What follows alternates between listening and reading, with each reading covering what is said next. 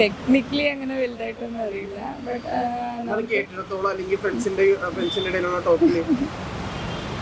ഫ്രണ്ട്സിന്റെ ഇടയിൽ ആൻഡ്രോയിഡ് തന്നെയാണ് കൂടുതൽ അഫോർഡബിൾ. അതാണല്ലോ നമ്മുടെ കയ്യിലുള്ള പൈസ വെച്ചിട്ട് നമുക്ക് അഫോർഡബിൾ ആയിട്ട് തോന്നുന്ന അതാണല്ലോ.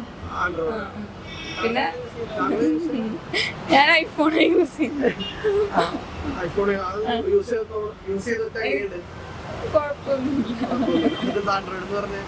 അത് എനിക്ക് ഗിഫ്റ്റ് ആയിട്ട് എന്റെ വീട്ടിൽ നിന്ന് തന്നെ. എനിക്ക് ഒരിക്കലും അത് വാങ്ങാൻ വേണ്ടിയുള്ള ഇതില്ലല്ലോ.